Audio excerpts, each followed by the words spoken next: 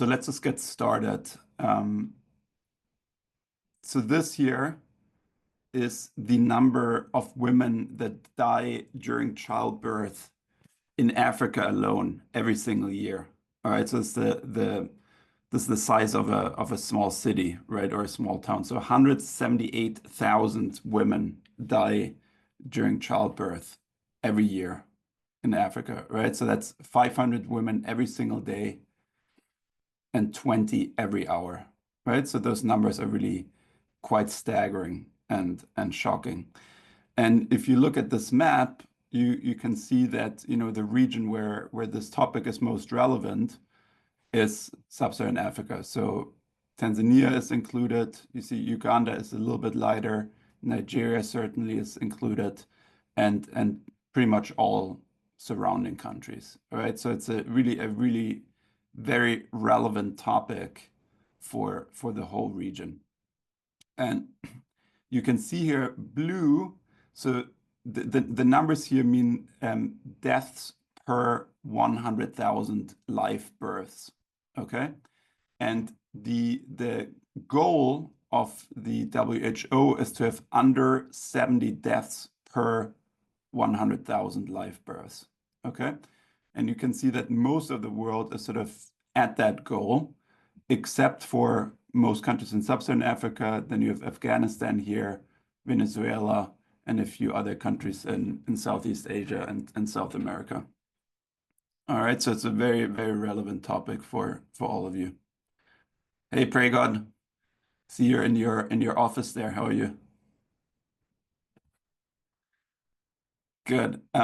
So thankfully, over the past 20 plus years, there has been a 40% decline in maternal mortality in Africa. However, it still accounts for 70% of maternal deaths right now. Okay, and that correlates obviously here with this map, right? So you can imagine that this region alone accounts for 70% of deaths worldwide. And even if the current annual reduction rate of 2.2% continues, Africa is still projected to have nearly 350 maternal deaths per 100,000 live births by 2030. All right, so there have been a lot of improvements, and there are expected to be ongoing improvements. There's just general sort of healthcare improvements leading to these improvements in maternal mortality. But even if the current improvement rate continues, it's still way too high. And as you can see, this is still 5 times higher than the target goal of less than 70 per 100,000. And while there are different reasons for maternal mortality, including infection and others, hemorrhage is among the leading causes. All right, and this is one of the causes where we as interventional radiologists can actually contribute. So we're going to talk today about the role of interventional radiology in the management of placenta accreta spectrum, general postpartum hemorrhage, and then also ectopic pregnancies, right? So these are 3 closely related but still distinct settings where we can help. And we'll start off by talking about placenta accreta spectrum.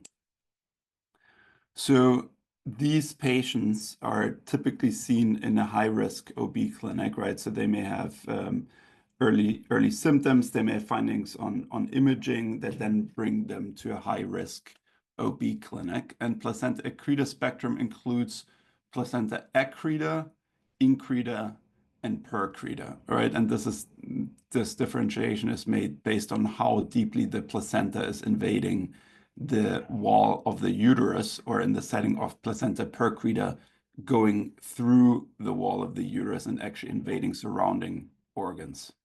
All right. 90% of these placenta accreta spectrum cases are also associated with placenta previa, all right, meaning that there's essentially a blockage at the cervix. And worldwide, there's an increasing incidence due to increasing instrumentation of the uterus, in particular C-sections. Are you guys, Alex and Amaris, are you guys aware, are rates of C-sections increasing in Tanzania and Uganda, or is this more like a US thing? Even increasing in Uganda as well. It is. Okay.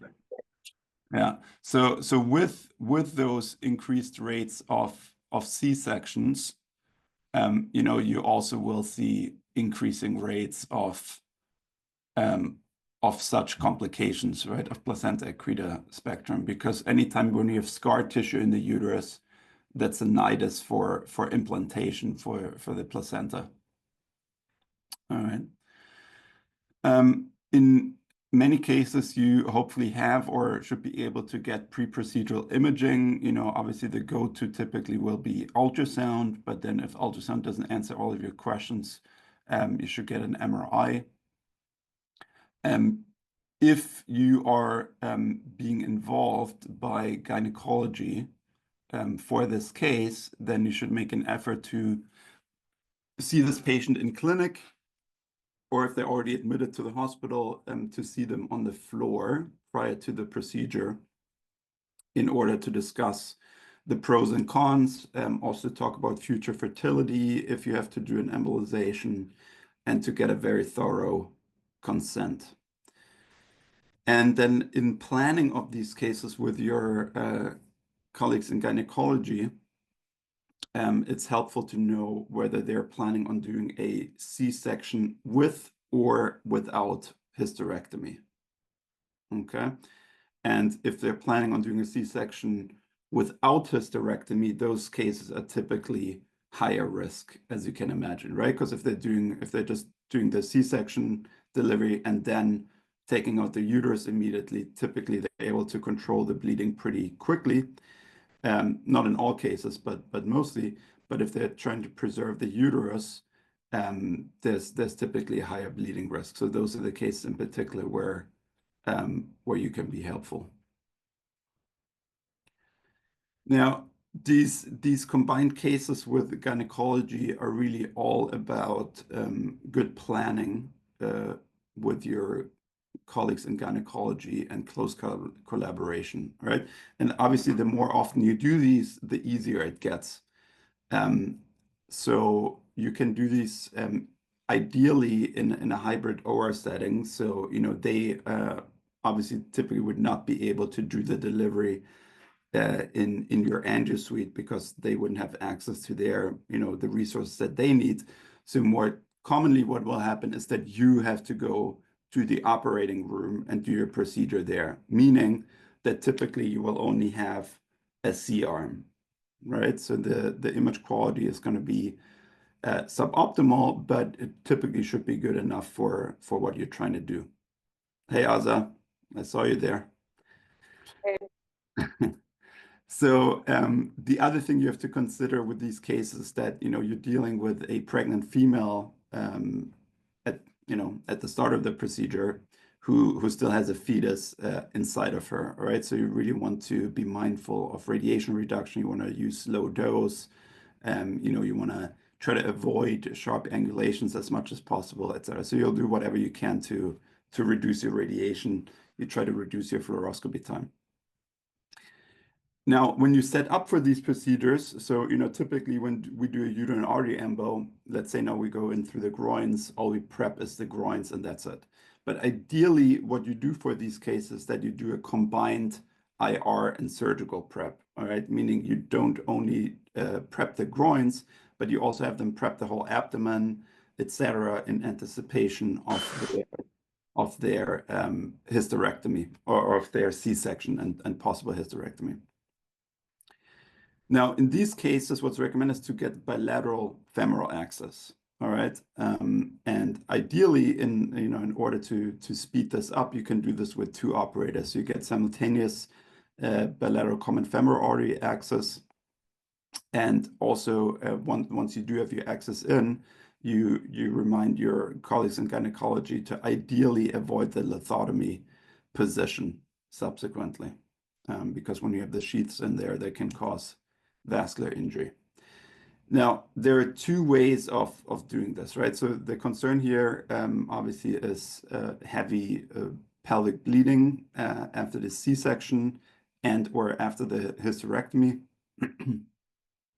And you can you can essentially treat this in two ways. So you can either do this with balloon occlusion, or you can do it with embolization. All right. And now, speaking of balloon occlusion, there are different locations where you can park your balloon. All right. Can either put an aortic balloon. So that's some of you may have heard about it. I know Eva certainly has heard about it. It's called Reboa. All right. So it's a large balloon that gets put in the aorta. You can park the balloon in the common iliac artery, in the internal iliac artery, or even in the uterine artery. All right.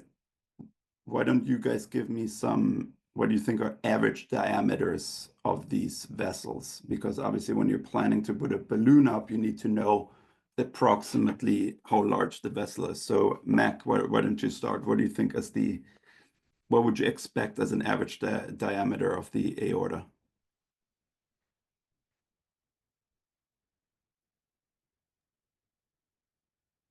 The aorta has its size decreases as you go from superior to inferior. So the distal aorta is about 1.5 centimeters.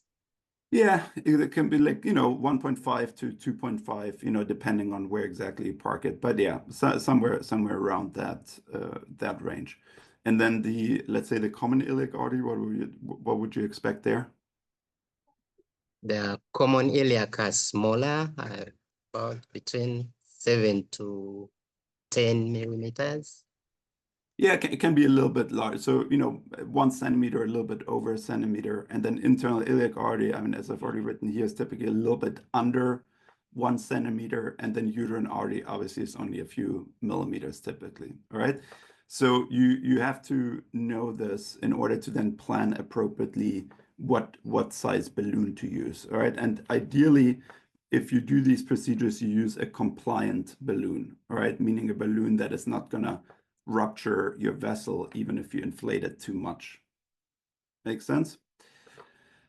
And then also what's helpful to do in these cases to use long sheaths. So in these cases, you get bilateral access. You put your a long sheath up and over into, depending on where you want to park your balloon, let's say into the internal iliac artery. And then when you're putting your balloon up, it's helpful to have the long sheath because then you can inject around the balloon and confirm that you have good apposition and that you're actually stopping the flow, and at the same time that you're not overinflating the balloon. All right, so that's why it's nice to have long sheets for these. And then alternatively, instead of doing balloon occlusion, you can just do embolization with gel foam. All right, so does that make sense? Sort of two different approaches, but essentially with the same goal, right? You want to slow down blood flow into the internal iliac arteries and into the uterine artery in particular. And if you're doing an embolization, again, obviously you can park your catheter in different locations. You can either park a microcatheter in the actual uterine artery, or you can park a larger catheter in the anterior division of the internal iliac artery, or just generally in the internal iliac artery. But obviously anterior division is preferred so that you're not unnecessarily embolizing territory that is not really contributing. Now, so when you do the setup in the OR, you have to consider that you may then be away from the patient for some time, right? You set this, you get access, you put the sheets and the catheters in, but then you may leave the OR and let the gynecologists do their work. And meaning that, you may be away for several hours. So what's really important is that you connect everything, both your sheaths and your catheters or balloons, to saline drips. All right, you don't want to just let this sit there for several hours because you can actually then cause thrombosis. All right, and we had a case here like years ago where something wasn't properly connected, or maybe it ran out of fluid and then didn't continue to drip, and then the whole leg thrombosed. All right, so this is really, really important. All right, you're trying to help these women, you're not trying to make things worse potentially. And then also you have to be mindful that you may have limited access to fluoroscopy after your initial setup. All right. right? Meaning when you walk away, like they will start the operation, and when you come back and they're asking you to put up the balloons or to inject the gel foam, you may not be able to get repeat imaging, right? Because they're going to be operating, the CR may be in the side of the room somewhere, meaning that it's extremely important that you mark the positions of your catheters and or balloons on the drapes or on the patient with marker, and that you really suture everything into place properly and secure everything, either with sutures or what I would also recommend is like put some big dressing, some big Tegaderm or some other type of tape to really hold everything in place. So now if you're comparing these two methods, balloon occlusion versus embolization, the overall data is quite limited and mixed. Depending on which one you use, there are different advantages and disadvantages. Balloons have the risk of incorrect positioning, which can then cause vascular injury. And also there's a risk of thrombosis. So it's usually recommended not to inflate the balloon for more than 30 to 60 minutes. And if you have to keep it up longer, you should have a short period of deflating the balloon to reestablish flow, and then you can put it up again. Right? And this, of course, applies in particular if you have the balloon in the aorta or in the common iliac artery, right? Like if you're only in the internal iliac artery, it's less of a deal if there was this complete thrombosis past your balloon. But if you're putting up in the in the common iliac artery, you leave the balloon up for more than 60 minutes, you may clot of the whole leg, right? Which you obviously want to avoid. And if your balloon, if there has been movement of the balloon in between you putting it in there and then you coming back later and inflating it, if your balloon has moved backwards, let's say you wanted to park it in the internal iliac artery, but it got pulled back, now it's in the common iliac artery, it may no longer be big enough to cause occlusion, right? So it's then useless. On the other hand, if your balloon moved forward, let's say you parked it in the internal iliac artery, but now it moved sort of into the anterior division or into some branch of the internal iliac artery, you can then cause rupture of the vessel when you inflate it. On the other hand, with embolization, of course, again, your catheter can be pulled back or advanced inadvertently, so you have the risk of non-target embolization.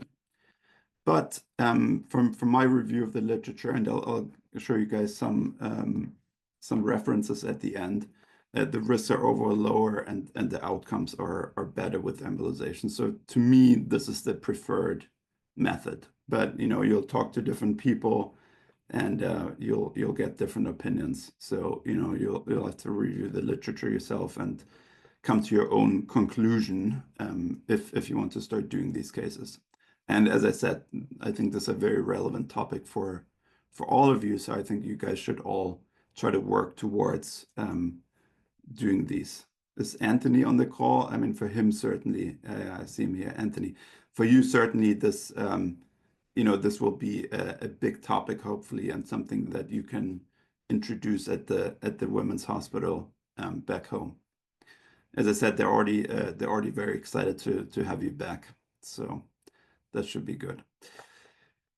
All right, so here, this is an MRI of a patient that I treated recently. So we're slowly going up here. You can see her bladder. And I can see her uterus. And unfortunately, these images are not that great. So it's a little hard here to appreciate. Let me see. No, I should have given the axle images, but you can see this a gravid uterus, and maybe you can appreciate a little bit that there's placental invasion here. You see kind of the color of the myometrium here, or the intensity, and you can see how it's different here. So essentially there was at least placenta accreta, but there was already on the imaging some concern potentially for placenta percreta, because I should have provided the sagittal. The placenta was invading the anterior and inferior wall of the uterus, and was also very closely in touch with the top of the bladder. So already on the pre-procedure imaging, they had pretty significant concern that this is a case of placenta accreta, and that that this would be a difficult delivery. So this was her 5th pregnancy. And, she had several prior C-sections, and you can see the scarring here. And so this was considered a high-risk pregnancy. So they reached out to me beforehand and asked if I would be willing to do a balloon occlusion or gel foam embolization beforehand. And then, I told them I would do gel foam. So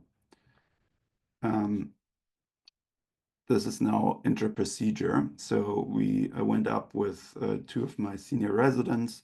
We got bilateral simultaneous access in the groin. So you can see 6 French sheath here on the right, 6 French sheath here on the left.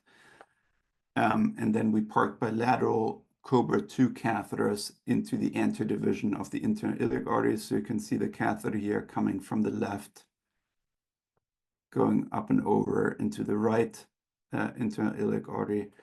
And you can see this catheter because we just injected some contrast to that. You can't see the other one very well, but it's coming up here and then going up and over, and you can see the tip of it here in the contralateral internal iliac artery. So now the reason why you do simultaneous access and catheters or balloons is because here obviously you're not going to be able then during the procedure when they need the embolization, you're not going to be able to embolize one side and then redirect your catheter to the other side because, as I mentioned earlier, you may not have access to imaging intraprocedural. So you just park your catheters there so that then later you can just inject gel foam bilaterally without having to image again. So we parked these catheters. We then had 4 pressurized saline drips connected to 1 each to the sheaths and 1 each to the catheter. So we have slow saline drip going through all of these 4 axes. We sutured everything in place and put large dressings, as I mentioned earlier, because we don't want things moving around. We then left the operating room, but I had my phone in my pocket, and I was going to do a few other procedures in the IR area, but I was available to come back whenever they needed me. So after about 3 hours, they called me and said she has life-threatening bleeding. She's now in DIC. They had activated massive transfusion protocol, and they had started her on pressors. All right, so she was in a quite difficult situation at this point, and certainly life-threatening.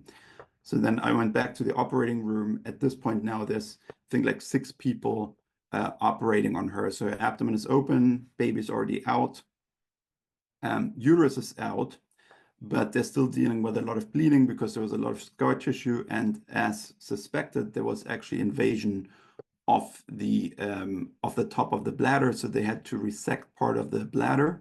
And they were now trying to just patch everything up. And, since she was in DIC, it was just oozing from everywhere. So I went and I blindly injected some gel foam through both of these catheters. There, again, as I said, there was no way to roll in the C-arm because 6 people were standing over her open abdomen. So I just went to the catheters, injected some gel foam, like really thick gel foam slurry. And then the bleeding thankfully improved, and another 3 hours later, her surgery was complete. So at that point then, we went back to the operating room and did bilateral injections. So you can see here now, we're injecting her right. So we pulled the catheters back a little bit and injected her right into an iliac artery. You can see here this little stump. This is presumably what's left from a right uterine artery. And here you're just looking for sites of extravasation. So, you can see supragluteal, inferior gluteal, the other branches of the anterior division, no active extravasation. You don't only look for the uterine, but, in a case like this, in particular, when you had a partial resection of the bladder, you also look if you can see any bleeding from vesicle branches. So here we didn't see any bleeding, so everything looked acceptable. So then we injected the other side. Again, into an iliac artery, injecting here. Again, we didn't see any obvious sites of bleeding. And you even not only look along the bladder, but also along the pelvic sidewall, all right, because you can have injuries even outside of uterus and bladder. All right, so now we're doing the groin run here. Any thoughts on that? What do you think, one of us?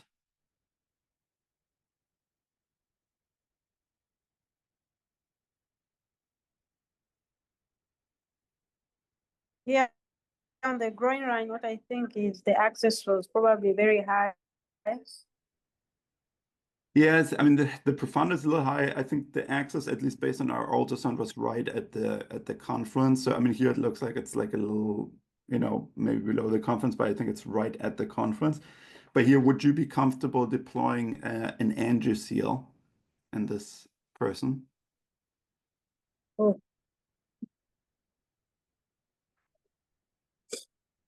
What's the minimum diameter you need? Sorry, what? Would you be comfortable deploying an angioseal here? A closure device. The minimum diameter is 5 mm. Mm-hmm. So and then how do you sort of quickly guesstimate what the diameter here is? So this is a 6-French sheath. What's the diameter of a 6-French sheath? It's 3 mm.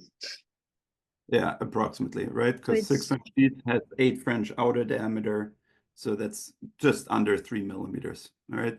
So in this case here, if you look here, probably just above here, I would say that is probably the diameter of 2 of the sheaths, right? So it should be just over 5 millimeter. But this case is a little borderline, right? So here, if you're concerned about it, you should hold manual pressure and not deploy an angioseal, or you should use a closure device that doesn't have an intravascular component. However, the downside is of just doing manual compression. This patient is in DIC, right? So she's like bleeding from everywhere. So I didn't really want to hold pressure there for potentially several hours and still have her bleed. So I did deploy an angioseal, but I was a little bit worried about it. So we did very close monitoring of her pulses after, saw her that evening, saw her the next morning, made sure that she had good perfusion and everything was okay. So, even though it was a little borderline, it was okay to do it here. And her her contralateral groin looked pretty much normal. So you can see that here, right? So here I didn't really have concerns. So we did bilateral angioseal and she did fine. Any questions about this case?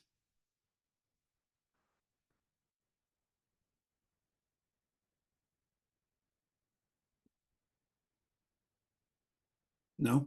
Good. All right, so then let's move forward. So now this was, as I said, placenta accreta spectrum, right? So these are high-risk patients, you know them beforehand, you get consulted by gynecology beforehand, and then you kind of just help them out. Now let's talk about sort of the, normal postpartum hemorrhage, right? So this is the postpartum hemorrhage that you don't know about beforehand. Postpartum hemorrhage is defined as blood loss of 500 to 1,000 milliliters, so half a liter to a liter, depending on the definition, or also any blood loss with signs of hypovolemia. This affects 3 to 5% of mothers worldwide, and is responsible to 1/4 to a third of maternal deaths. All right, so this is quite significant. So, and as I mentioned earlier, I mean the hemorrhage cases are really the ones where we as interventional radiologists in particular can contribute, right? So this is up to 1/3 of maternal deaths. So IR really should play, can play a very significant role in decreasing maternal mortality. And the rate of death after C-section can be up to 100 times higher in parts of sub-Saharan Africa when you compare to the UK or other countries. All right, so especially now if you guys are dealing with increasing rates of cesarean section, be aware that the rates of mortality can be quite high. You can divide postpartum hemorrhage into primary or secondary, also known as early or delayed postpartum hemorrhage. And so this is just kind of divided by acuity. Primary is defined as within the first 24 hours after delivery, and secondary is after 24 hours after delivery. And you can remember here for underlying etiologies the 4 T's. All right, so you have tone, so a loss of tone actually in this setting. So you don't add any. You have trauma, so this can be injury from instrumentation, forceps, etc. Thrombin, which means a coagulation issue, as in the case that I just discussed, where the patient went into DSC, and it can be tissue, meaning retained products of conception, right? The first three you typically encounter in the setting of primary or early postpartum hemorrhage within the first 24 hours. And the last one is the one that you more typically see in the setting of secondary or delayed postpartum hemorrhage more than 24 hours after delivery. Now, of course, there's a lot that happens before intervention radiology gets involved in these cases. So there's a whole range of medical treatment options that the gynecologist will do. So starting off with oxytocin, which is pretty much given with almost every delivery these days. If oxytocin fails, then they will typically move on to TXA or tranexamic acid, which prevents breakdown of fibrin and fibrinogen, which is important for you to know if this was already given, if you do a subsequent endovascular procedure, because this causes a higher risk of thrombosis during subsequent vascular catheterization. Of course, they will also then initiate blood transfusion and pressors, as I showed in the case earlier. They will perform uterine massage, and they will then, as a next step, put up a Bakri balloon if they have to, all right? This is a balloon that they essentially insert into the uterus and inflate with 300 to 500 cc, and they can keep this inflated for up to 24 hours. And then as a final step, really the last step of escalation is then either doing a hysterectomy, but some patients may have made clear in their wishes before the delivery that they really don't want a hysterectomy, or then of course a uterine artery embolization, right, which is in particular helpful if the goal is uterine preservation. And so if you get called by a gynecologist and they tell you that there's too much blood, they really mean it, right? These guys are used to seeing a lot of blood. And I don't know if you guys have been to a gynecology operating room, but they often actually operate in rain boots, right? I mean, they are known, they're used to a lot of blood and other bodily fluids. So if they tell you that this patient is bleeding too much, you can believe them that this is the case. Now, protocols of how to collaborate between gynecology and intervention radiology are very institution dependent and often are really lacking, right? So I actually just emailed one of our gynecologists yesterday to kind of go over our protocols and review everything, because I'm not even sure here at Yale that we have good protocols in place. So I wanted to review everything and see how we can improve things. Again, these cases, just like the placenta accreta spectrum, you can do in the hybrid OR, but here, hopefully you can also just do it in your anti-suite, right? Because this is now typically post-delivery. They may have already had the patient back on the floor or back in some ICU setting. And when you then are called in, you may be able to do the procedure in your anti-suite, which is, of course, a more familiar setting and typically more ideal for us. You can do these either radial or femoral. You may or may not be able to get pre-procedural imaging. Obviously, if they're rock stable, essentially, if it's like, let's say in the setting of delayed PPH, where you have concern for delayed products, you may want to consider getting a CTA or at least an ultrasound to look for the source of bleeding. CTA in particular can be very useful if there's concern for extrauterine sources. Like I said, you can have bleeding from the bladder, you could have bleeding from adjacent bowel, you could have bleeding from the bladder wall. I mean, could be, anything could be bleeding theoretically. So if they are really unsure where it's bleeding from, or it could be bleeding from the ovaries, for instance, I had a case of that at one point a few years ago. So especially if they're unsure of where the source of bleeding is arising from, it's a good idea to get a CTA. However, now if the patient is unstable, of course, you're not going to get a CTA. You're just going to go in and you're just going to do your embolization sort of based on, where you think it's bleeding from, which in most cases is going to be the uterus. It is nice to have anesthesia support for these cases, in particular just for helping manage transfusion, pressors, bleeding disorders, etc. So for these procedures, I usually would recommend to start off with an aortogram, but you don't have to. You can also do your aortogram at the end. I mean, usually for my uterine fibroid embolizations, I do the aortogram at the end.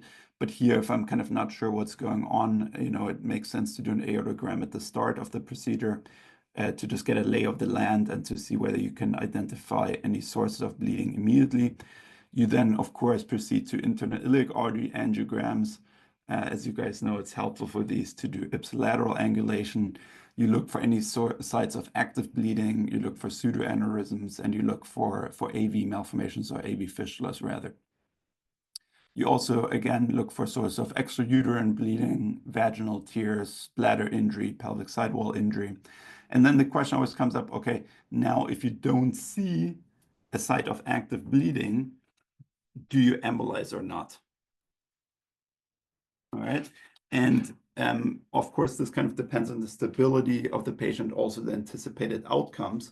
So now let's say you have a patient who's relatively stable and they have made very clear to you beforehand that preserving fertility is a huge deal.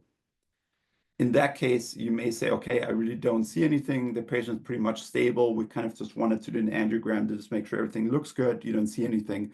In that case, you don't have to do an empiric embolization, right? Now, on the other hand, if you have a patient who's kind of unstable, they're on pressors, they're being transfused, even if you don't see active bleeding, you should do, at this point, then an empiric uterine artery embolization with gel foam. All right. And then when it comes to closure, you can, again, you can do either manual compression or closure device, especially if the vessel is very clamped down. You may not want to use a closure device, at least not one that has an intravascular component. And here, for these cases, well, for the placenta accreta spectrum cases, you have to do femoral access because you need bilateral catheters or balloons. In these typical postpartum hemorrhage cases and also in the ectopic cases, I would argue that radial access is preferred, right? Because if they have to take them back to the operating room, if they have to put them in a lithotomy position, if you had groin access, you're at increased risk of bleeding basically after manipulation of the legs, right? So after groin access, obviously, especially if they have some type of coagulopathy going on, you would want the legs to be straight for at least 2 hours, but better for 6 hours. So here, radial access preferred and has lower bleeding risk, right? So this is why it's good to have radial access in your skill set. So this here was a patient who was transferred to us from an outside institution. So this here is now these are the images from the outside institution. What do you see here, Alex? So they're now just injecting the sheath. The internal iliac on the right is like clamped down almost. Mm-hmm. Very, very narrow. Yeah. And you don't see, even on the left side as well.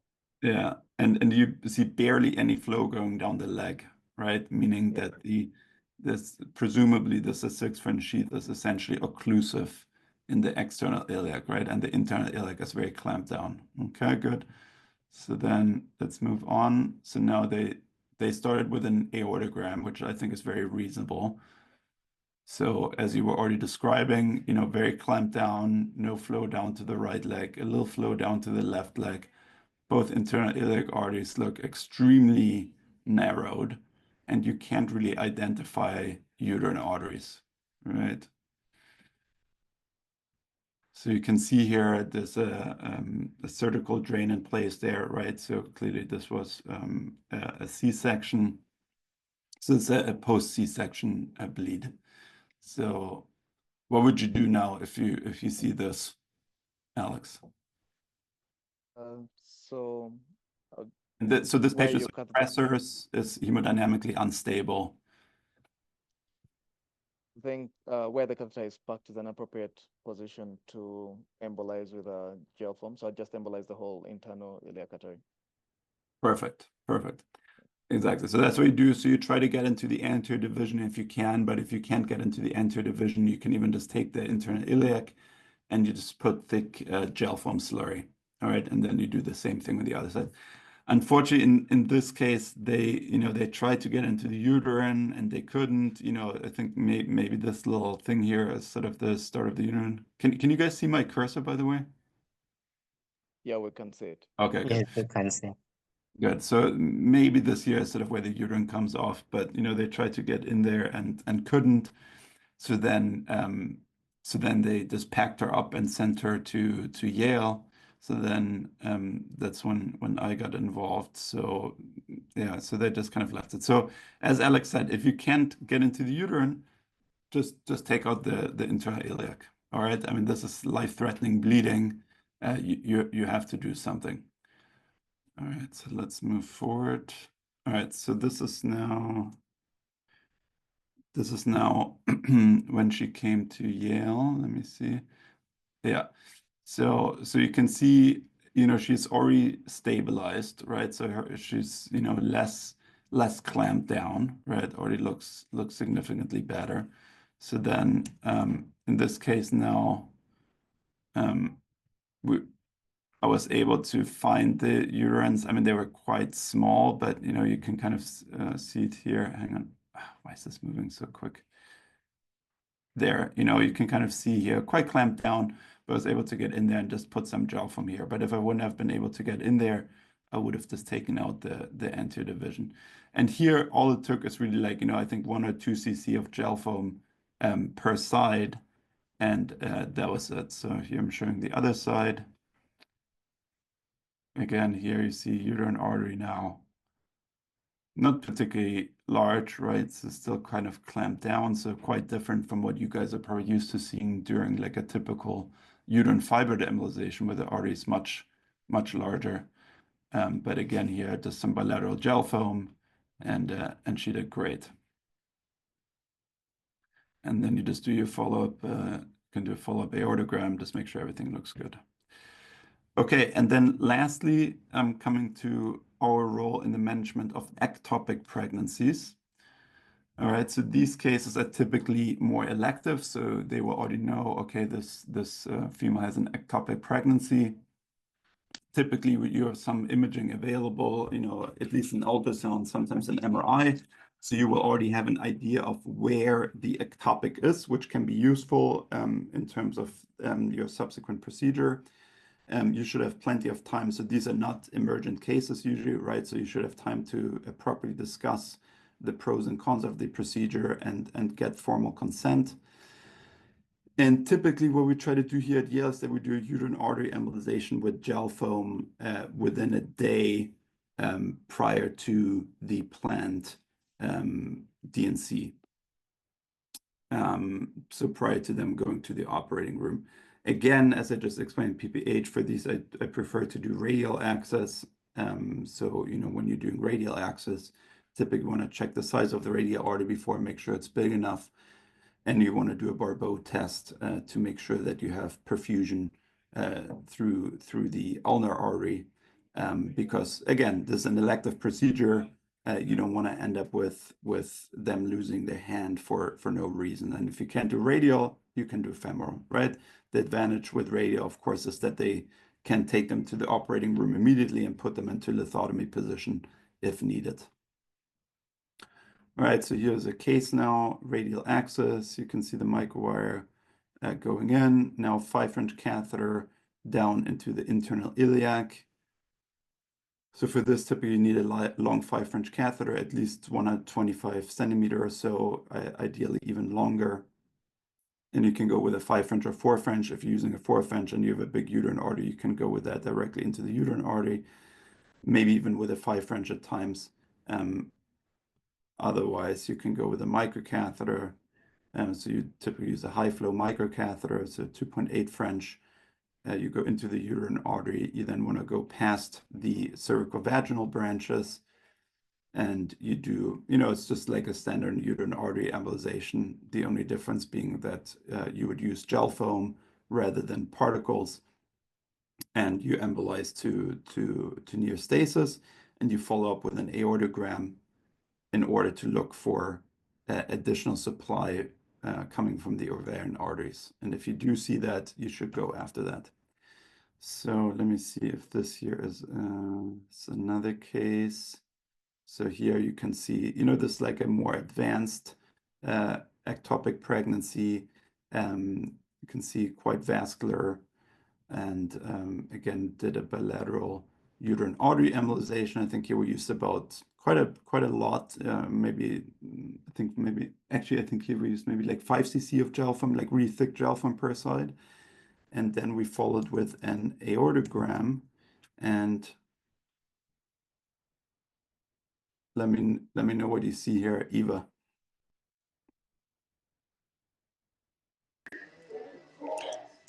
Compared to the previous imaging, there's much reduced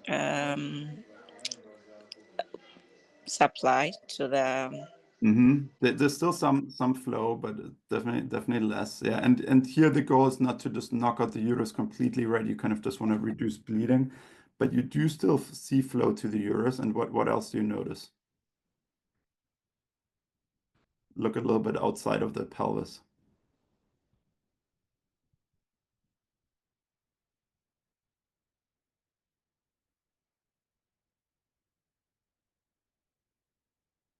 There's collateralizations with I'm not sure what this vessel would be that is going all the way to the gut. Exactly. So this is the ovarian artery, right? So this is what an ovarian looks like. Okay, so you can see it's coming off the aorta there. Okay. And Oh, you can even have this on both sides. Okay, so this is a very typical appearance. All right, so and I mean, this one is particularly large. Okay, they will not always be this large, but it has this very typical shape. Very kind of like a spaghetti, like this. It kind of runs down on the iliopsoas there. You can often identify this also in pre-procedural MRI. So for this, helpful to look at the coronal MRI images, and you can often see this, but this is what it looks like. Okay, so always look for this sort of squiggly vessel. All right. Now, if you do see this, if you see it bilaterally, you probably wouldn't want to take it out bilaterally, but at least you should take it out on one side. Now, on this side, we saw it on one side. So you do have to embolize this because this here is a major supply still to the uterus and ectopic pregnancy. So in this case, actually, we put 10 cc of gel foam here into this ovarian artery, right? As opposed to just 5 cc each here. So you put 10 cc of thick gel foam. So here you can just use some like reverse curve catheter, like a Sauce or, Mickelson, whatever, to hook into the, I think this is like a Sauce tube probably, to hook into the ovarian artery. As I said, typically comes off directly from the aorta. And then you can go with your microcatheter just kind of into it, and then you do a slow embolization. You obviously look for reflux, and you just put in like thick gel foam slurry here to near stasis.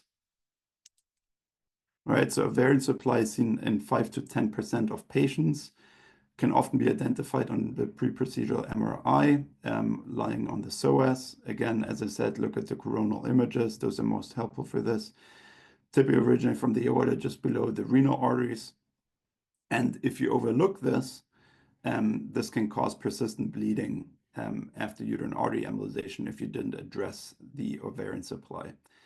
And if you have bilateral ovarian arteries, you really have to consider indication, future fertility, et cetera, before embolizing.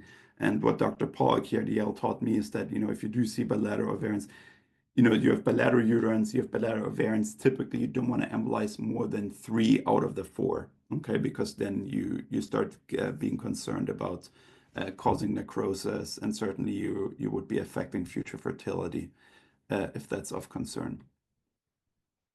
Now, after these procedures, similar to if you do like a standard uterine artery embolization or uterine fibroid embolization for fibroids, if they happen to be an inpatient, you do want to round them for several days. Once the outpatients, see them in follow-up in clinic, I would recommend typically like after 1 to 2 months, and then again after 6 months. There's usually no need for imaging, of course, unless they have persistent symptoms such as persistent bleeding or other symptoms, then you'll consider getting follow-up imaging. The impact on fertility for these, placenta accreta and postpartum hemorrhage cases is not really well studied. But, as you can imagine, this really should align pretty much with the UFI literature. So, can there be an impact on future fertility? Yes, but do women get pregnant after having a uterine artery embolization? Yes. And as you guys know, overall, the literature sort of suggests that future fertility is as good as with myomectomy after this. But this is certainly something you should discuss with your patients if this is done in an elective setting where you want them to know that there's a potential impact on their future fertility. So now just to wrap it up, there are, as I pointed out, extreme disparities with maternal death rates being up to 100 times higher after C-section in sub-Saharan Africa compared to other parts of the world. So you guys play an extremely important role in hopefully contributing to future decrease in maternal mortality rates in Tanzania, in Uganda. But not only in sub-Saharan Africa, but really worldwide, IR should be way more involved in the management of postpartum hemorrhage. As I said, here also at my institution, I'm working on sort of improving our ways of collaborating with the gynecologist, improving the protocols and making sure that we're involved earlier and more often. Now, why is IR not more involved worldwide in these? Is it an issue of IR availability?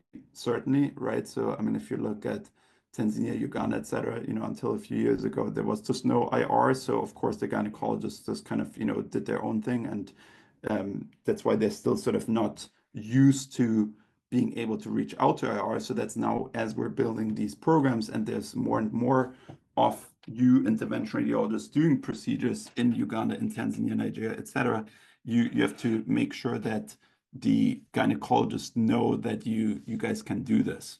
All right.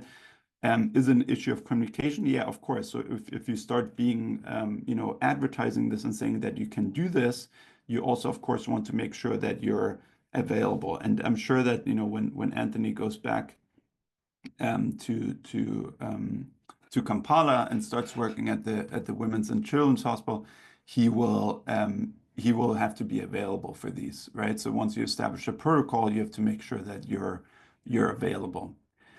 Of course, there's also an issue of other specialties, gynecologists in this case, sometimes maybe being stuck in their way. So they just kind of, they never had IR helping them with these. So they kind of figure out their own ways and they're doing it. But, clearly maternal mortality rates worldwide are still too high. I mean, honestly, every single mother that dies during childbirth is one too much, right? It's not only that the mother is dead, it's also that now you have a child without a mother. And then, as mentioned, establishing institutional protocols for this is very helpful. So I'll try to share with you guys once I sort of get a good overview of the actual protocols we have here at Yale. I can share this with you, and you guys can use this to adapt protocols for your own institutions. And IR is really not a luxury; it's a necessity, especially in settings like this. So when you're trying to build these services, Anthony and others, I would recommend that you start with these elective placenta accreta spectrum cases, because I feel like those are really sort of the most high yield, and then you subsequently expand into the acute PPH cases, because for this, of course, you will have a certain infrastructure in place with having an on-call physician, having an on-call team that's available 24/7 for these cases. So this shouldn't be something that you say, okay, I only offer postpartum hemorrhage embolization from 8 to 5, but ideally this is something that you should be able to offer 24/7. And here's a few references that you guys can look up. Let me see here. All right, I didn't have to log off. All right, great. Let me see if I can share these references here in the chat.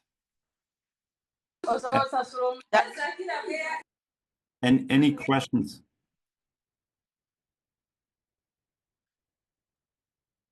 Yeah, I have a question. Yes, and I just put the references in the chat. Okay, so you guys can, and obviously there's many other papers that you can find about this, but these 5 in particular I found quite helpful. My question is, if you're doing radial access, do you also do it bilaterally?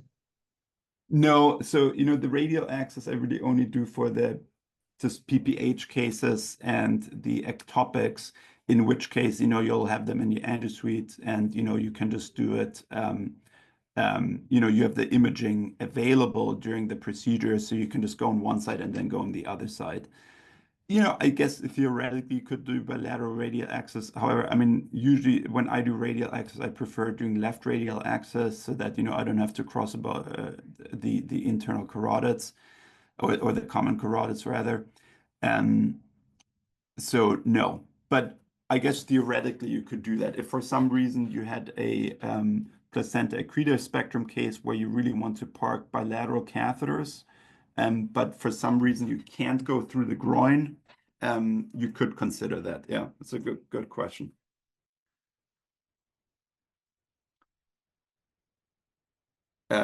Yes, and I do radial cocktail. And how about can someone tell me what they use for radial cocktail? Manabas, you guys have done a few radial cases, right? What's radial cocktail? We've not done any radio. Oh, you haven't done any recent. Okay, we must have not had radial people in a while. Okay, but have you read about it? Yeah. Tell me. So it's a very we need nitroglycerin and heparin. So heparin is 3,000 international unit. Nitroglycerin is 200 a microgram, and verapamil is 2.5 milligram. Excellent. That's great.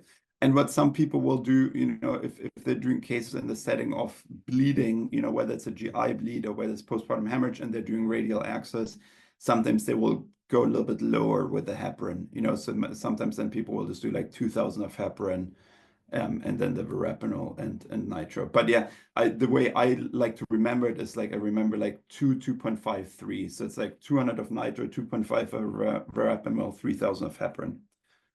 Excellent. And I also have a quick question about the ectopic pregnancies.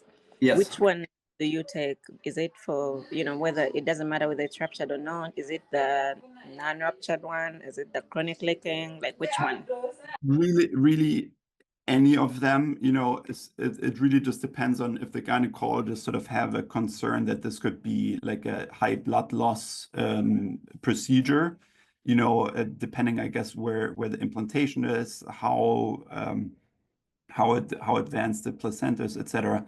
So it really depends. But basically, if they have concern that there could be significant blood loss during the procedure, then they will involve you. So I'm honestly not quite sure like how they kind of anticipate that. But I would imagine that has to do with, how advanced is it? Where's the implantation? Is there, other factors, maybe like prior blood loss.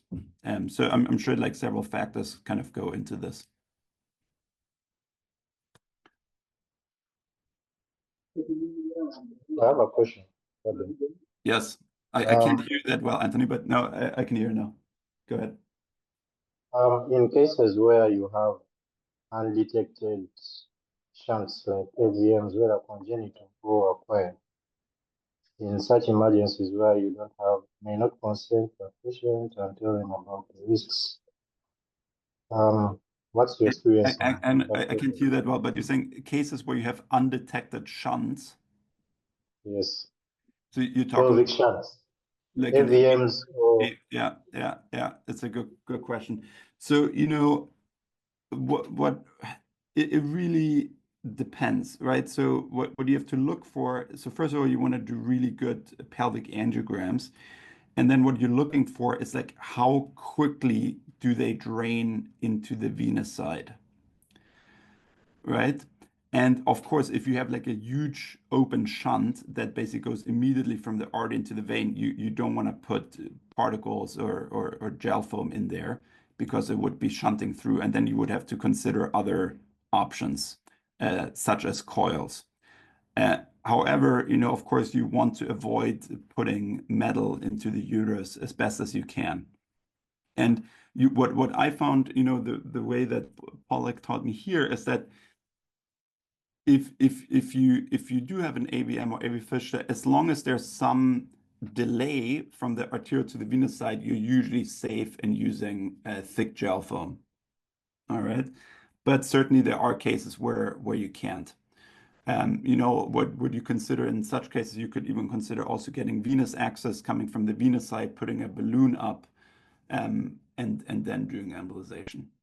But yeah, those cases can be tricky, but that's like a whole nother topic in itself. Any other questions? Right, and Dr. V, do you have any other comments? No, I think that was a great overview. And I think the key thing, as you said, is they go into DSC very quick. So make sure you correct the coagulopathy. That sometimes is often life-saving. In the chat, there was I posted something from WCS where they talked about kind of the fibrinogen and some of the other things that Dr. Fabian had talked about. So I encourage you to always look at that, because if you don't correct that, they will bleed. Yeah. But great overview. Great. So, okay. Medical. Okay, is this from a gynecologist? Oh, no, this is from MCVI. Okay. But he kind of broke down kind of what levels and the rationale for the Awesome. TXA and the women's trial and things of that nature. So I think it gives you the data as to why do you do TXA, almost in a prophylactic method, the level 1 evidence supporting it, and kind of what fibrinogen the maternal patient is at higher than I thought, which is around 300 or 400. So you actually want to give more cryo than what we normally historically would. So it's just a kind of a good overview. And we mentioned the Bacri balloon. They also have a jade, I guess, where they kind of suction the uterus. So the Bacri is kind of like an inflation balloon. But this other one, exactly. It's like a new. I just saw it on a recent case that we had. So I was like, oh, so they put it up and apply suction, though. What? Yeah, exactly. So theoretically, it reduces that. So I think the 4Ts is really good because sometimes it is a tear. You see active leak, that's kind of easy. But then the atony is a real challenge, right? They do the uterine massage, they'll do the Pitocin and these other adjuncts, but sometimes you just have to gel foam those. Yeah. But no, again, it is a critical thing. I think I'm glad that you're reaching out to your gynecologist to set up an algorithm, because you're right. When they call you, it's usually real. Like sometimes we're like, is it real? But when it's a gynecologist calling you, they're concerned. It's better to get there early rather than late. Exactly. I mean, and I find these cases, I mean, they're extremely satisfying. Oh my gosh. I mean, if you go home and you're like, okay, I just saved a family. Yeah, exactly, a family. You saved a family, right? It's like the husband is an extremist. They just have a new baby. And if you could save their life, that is at 2 in the morning, 3 in the morning. There's very few things. And I think what you said, I really liked. Bring them back to your clinic, right, for follow-up. Any bleeder, bring them back to your clinic. You save their life. And that gives you, some you just feels good, right? That's what you want to do. Your whole reason for being on earth is to help these other people. And so you bring them back, you see the greatness of the work, and it makes you want to get up at 2 in the morning and do that again. Exactly. Great talk. On that note, guys, great seeing everyone. I hope everyone's well. I'll see you guys in August. And one of us, make sure you keep lining up lectures, right? You can make sure you always reach out to people, make sure you line something up every week. Also, make sure you line up board reviews now on the weekends, right? You guys should try to do a board review almost every weekend. 6 of you are getting ready to graduate this summer, right? First class in Uganda. What is it? 5th class in Tanzania. So I'm already excited. Looking forward to your exams. All right. Good. Thank you so much. So check out the video that Dr. V just sent in the chat. Okay. Check out the references that I shared, and then see you guys soon. All right. Thank you so much, boss. Of course. Bye-bye. Bye.